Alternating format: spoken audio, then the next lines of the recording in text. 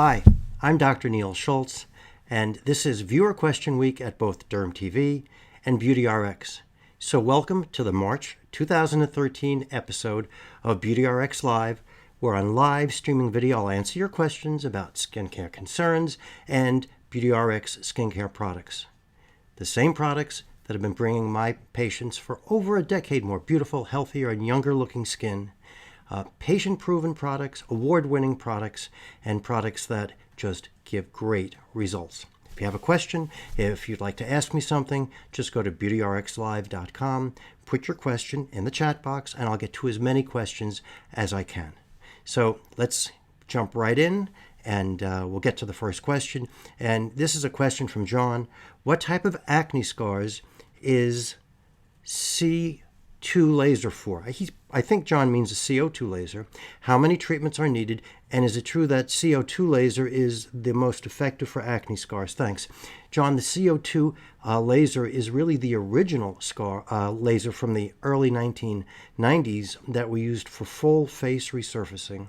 And it is the most effective laser in different technologies now, but the most effective laser for treating rolling acne scars or saucer or crater acne scars, but not for ice pick scars.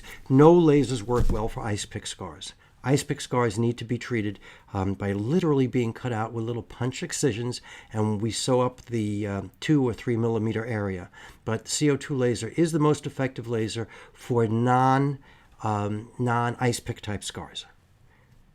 And a question from Sally. I purchased a daily exfoliating therapy serum and I really like it. Do I have to increase my exfoliation with the pads, or can I stick with this product? Sally, the daily exfoliating therapy serum is an 8% buffered product. If you like the results that you're getting, there's no reason why you can't just stay with it. Generally speaking, though, we've designed these glycolic products to try to give you results at home that are comparable to the results that my patients get from in-office 40 and 70% glycolic peels.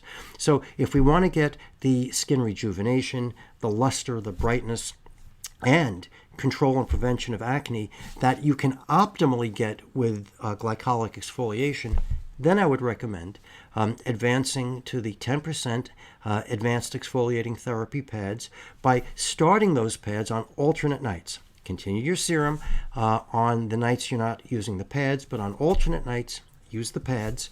And as a matter of fact, after doing that for a month, if you want to get up to the best and most effective at-home exfoliation, after that month, then continue the pads on alternate nights and go to the 15% maximum exfoliating gel.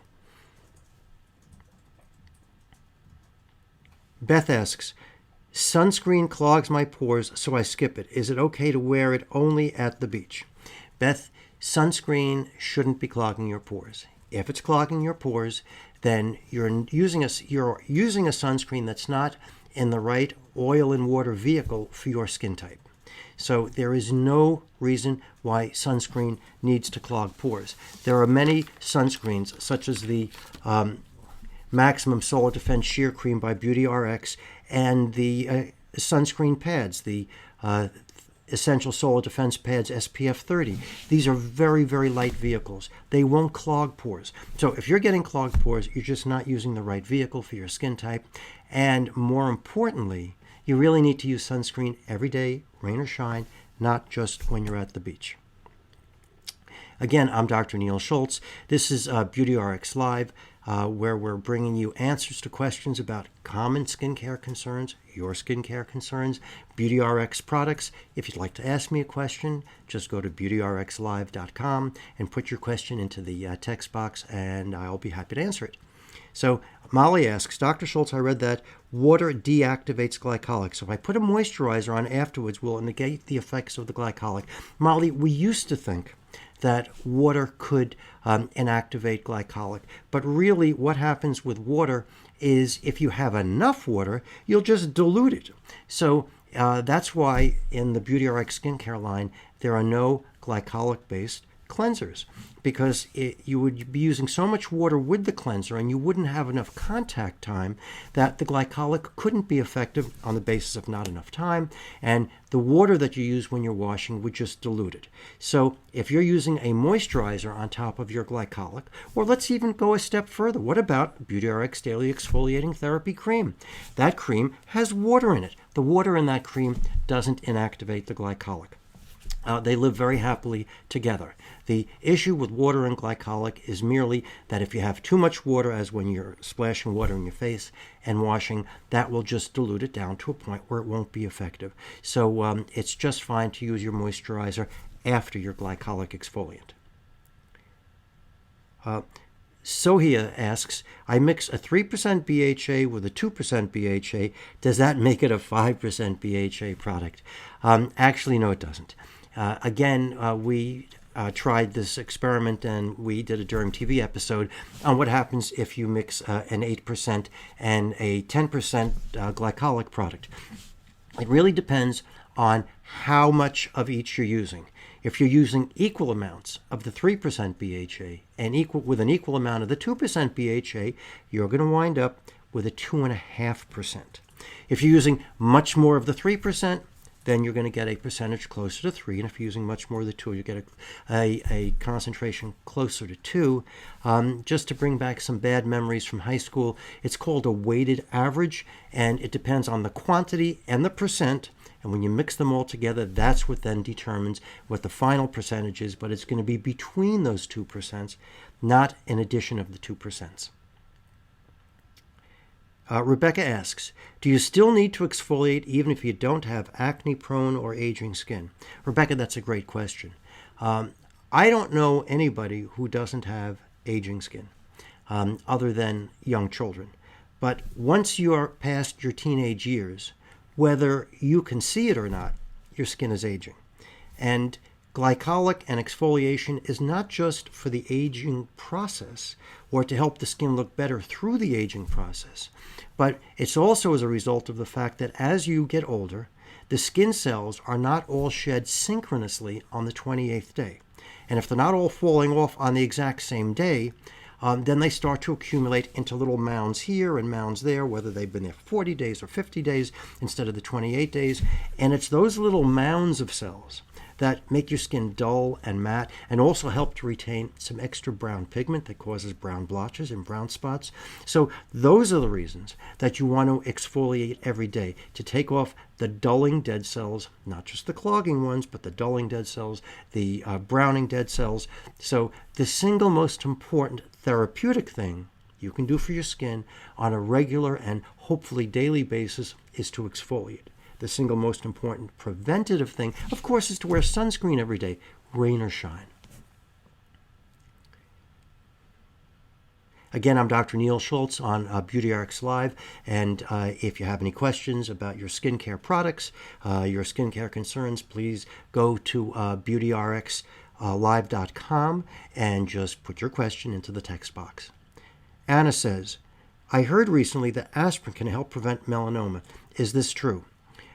Anna, last week there was a very interesting article in the news that said aspirin in postmenopausal women, not everybody, might help decrease the chance of developing melanoma. And the way the study was done and the way the results came out, the conclusion was they need to do more research to know whether or not aspirin is going to help prevent melanoma. We used to believe, up until a few years ago, that everybody should take a baby aspirin every day to help prevent heart disease, men, women, all ages. And some very, very good studies were then finally done that concluded, unless you have certain risk factors for which you need aspirin, certain clotting or thrombotic risk factors or irregular heart rhythm for which you need aspirin to help decrease platelets and clotting, unless you have those risk factors, the risk of taking the aspirin on a daily basis wasn't justifiable because of what it can do to your stomach, and it can even help cause stroke, something called a hemorrhagic stroke. Extending these over to skincare, and you know that I will do anything to try to help decrease the incidence or occurrence of melanoma. But knowing what the risks of aspirin are and what the benefits were in this study, there just isn't enough evidence in this study to convince me to recommend to you that you start taking aspirin to help prevent melanoma at any age, or men or women, at this time. So stay tuned. There'll be more information coming in the next couple of years. And if it turns out to be really effective, that's going to be great news, because anything that helps prevent melanoma, which very sadly kills 1 American every 55 minutes, anything that helps prevent that disease is, I'm in for it, and I will strongly recommend it. So just bear with me as I find our next question.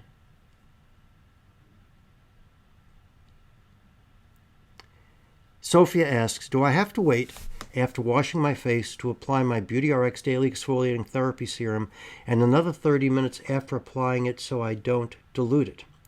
Well, that's a good question. But then again, all of your questions are good questions today. Thank you. After you wash your face, you should pat your face dry, not rub your face dry. After you do that, I mean, you can wait 15 seconds after you've done that.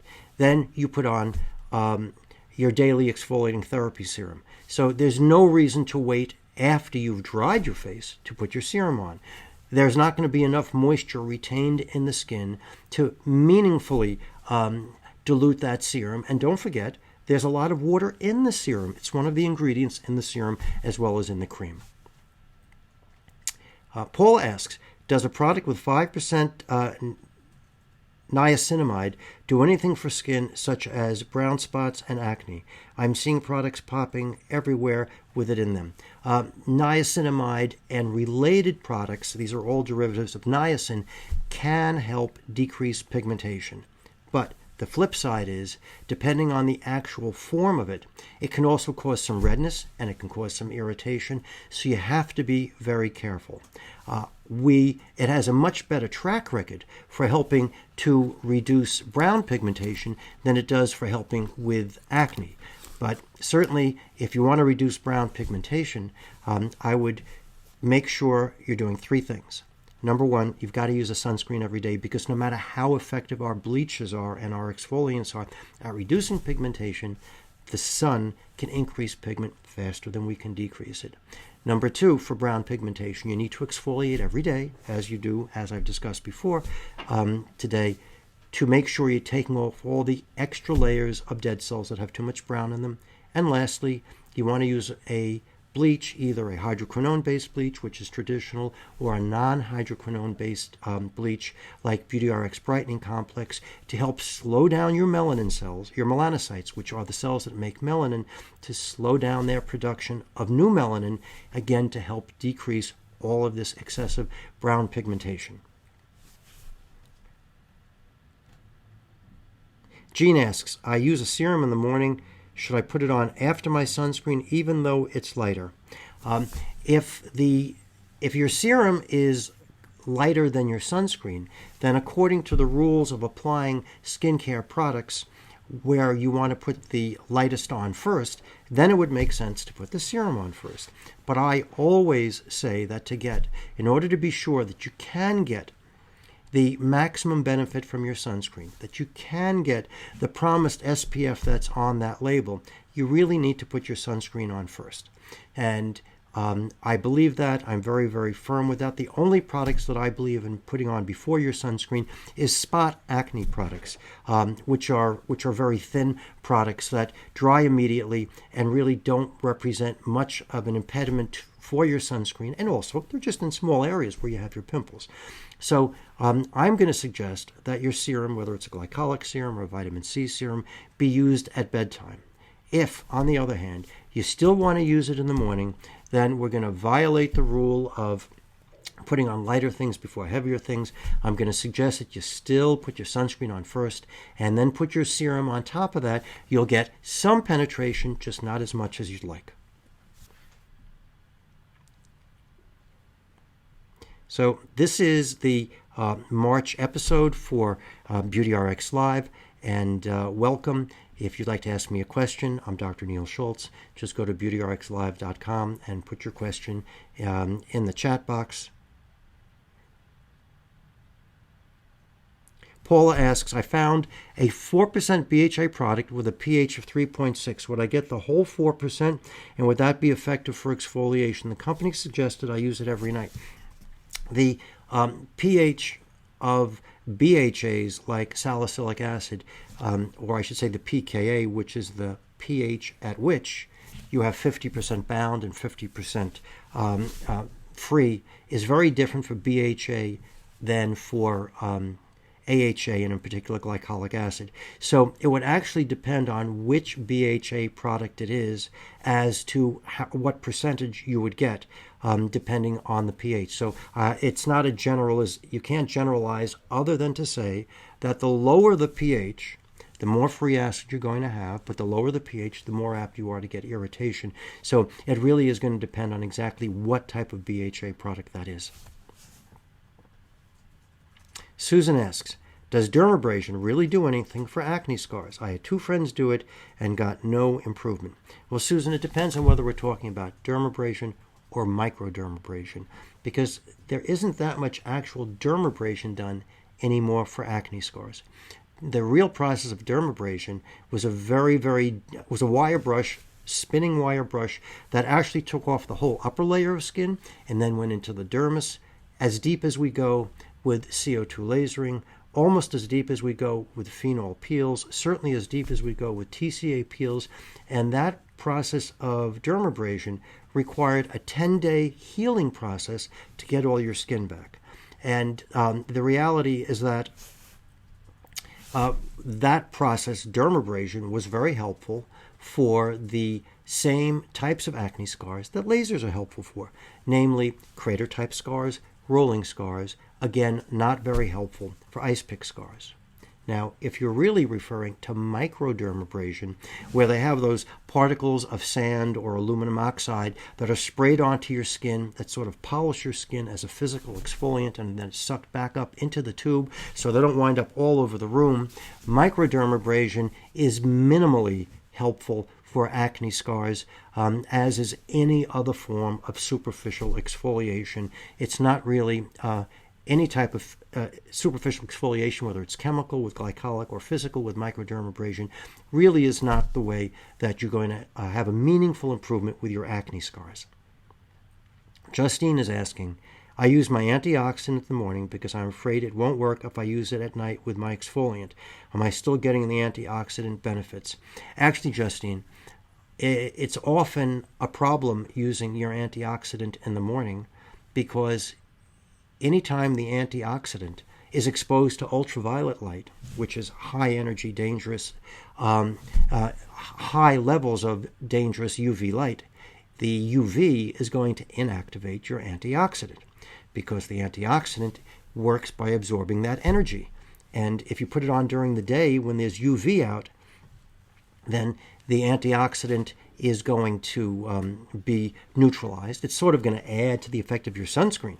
So you really should be using your antioxidant at bedtime when it has an opportunity to be absorbed into the skin, into the cells when there's no UV, so the next day it's on station inside your cells where it needs to be to give you the full benefits of an antioxidant.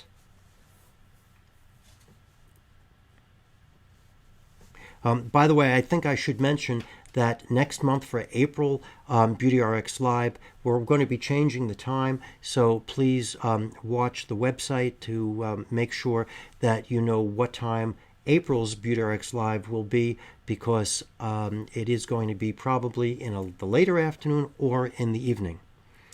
We have a question from Jack. What should I consider with my skincare regimen now that spring has sprung? Jack, or that's actually Jackie, I'm sorry. Jackie, I don't know where you are, but it snowed here in New York yesterday, and I know that spring has sprung, but you wouldn't know it from being outside. When spring really does arrive, in about a week or two weather-wise, then you have to start thinking about using products with slightly lighter vehicles. If you're using a cream, you may want to go to a solution or a serum. But the point is, as it gets warmer, as it gets more humid, you want to use lighter vehicles, but you're going to be maintaining your same active ingredients, just in a different vehicle. And I'm going to take one more question today from Mike. and he says, what's best for crater scars? Crater scars, I imagine, if you're referring to the saucerization, the saucer-shaped crater scars, like craters on the moon, those scars are best treated with either lasers or real dermabrasion, as they were years ago. But they can also be treated with something called subcision, where we put, in local anesthesia under the scar, we put a needle under the scar and sort of make a little slit under the skin to separate the bottom bound down part of the scar from the skin underneath, so it can sort of pop up. And the last way to treat it, of course, is with fillers, where you put material under the middle of the crater and try to push the floor of the crater up. All three of those can work depending on the particular type of crater scars. So that's it for today. I'm Dr. Neil Schultz. Thanks for joining us for BeautyRx Live. Please keep sending in your questions to dermtv.com, because so many of your questions are great questions. They become the subject of future episodes, and I will keep addressing and answering as many of those as I can as I do questions on BeautyRxLive.com. So I hope everybody does have a nice spring when it gets here. This is Dr. Neil Schultz, and thanks for joining us today.